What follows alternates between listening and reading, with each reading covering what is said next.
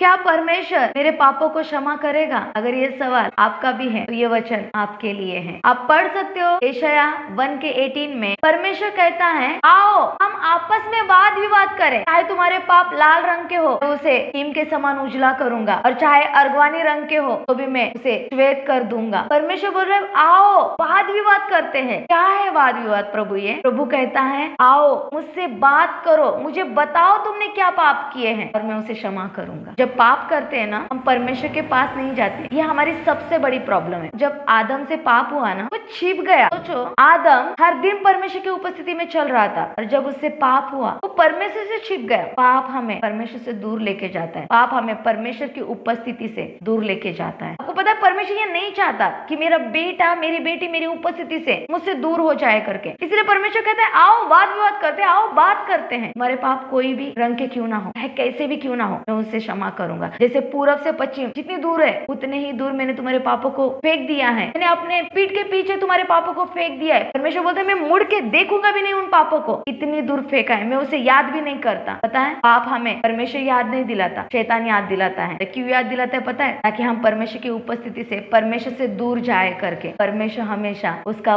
प्रेम याद दिलाता है। अब जरा सोचिए, अगर परमेश्वर को पाप क्षमा ही नहीं करने होते तो वो अपने बेटे यीशु को क्यों भेजता धरती पे, और क्यों उसे क्रूस पे चढ़ाता? यीशु क्रूस पे चढ़ा है ना, ये इसका सबूत है कि हमारे पाप क्षमा हो चुके हैं करके। बस हमें एक काम करना है, जिस समय हमसे पाप होता है, जिस समय हमसे गलती होती है ना, उसी समय परमेश्वर के पास जाना और कहना है कि प्रभु मुझे क्षमा कर। क्यों परमेश्वर कहता है कि सूर्यास्त होने से पहले अपनी गलतियों को मान करके? परमेश्वर एक दिन की भी दूरी बर्दाश्त नहीं करना चाहता है। परमेश्वर बोलता है उसी घड़ी मान। देखिए क्षमा तो हमें मांगनी है, कल मांगने से अच्छा, हफ्ते लगाने से अच्छा, महीने लगाने से अच्छा तुरंत मांगिए ना, ताकि परमेश्वर हमारा रिश्ता बना रहे, ना कि दूरी बनी रहे। और जब दूरी बनी रहती है ना, शैतान इसी दूरी के बीच में आके अपना काम करता है और फिर और हमें परमेश्वर से दूर करता है। जिस समय पाप होता है ना, उसी समय परमेश्वर के अनुग्रह में जाइए और बोलिए मैं तेरे अनुग्रह में आया हूँ, मुझे क्षमा कर, और वो हमें तुरंत उसी समय क्षमा करता है। हमें तुरंत माफी मांगनी है ताकि हम उसी समय परमेश्वर से जुड़े रहे, ना कि आदम की तरह परमेश्वर से दूर जाए। जब परमेश्वर आदम से पूछता है ना कि तूने पाप किया, वो हवा के ऊपर दोष लगाता है। दोष लगाने वाली भावना हमारे अंदर होनी नहीं चाहिए, चाहे गलती किसी की भी हो ना। परमेश्वर हमारा रिश्ता बना रहने के लिए हम खुद जाके परमेश्वर को बोले प्रभु ये गलती मेरी है, चाहे गलती ना होना तभी भी मांगो परमेश्वर मुझे तेरे साथ बने रहना है। आपको पता है परमेश्वर उसी समय हमें माफ करता है। उसी समय परमेश्वर ने हमसे पहले प्रेम किया है, फिर अपने लहू से धोया है, हमें क्षमा किया है। ये बात कभी मत भूलना, हम माफ किए गए लोग हैं। पतरस की तरह बनिए। पाप हुआ, परमेश्वर से क्षमा मांगिए, वापस उठे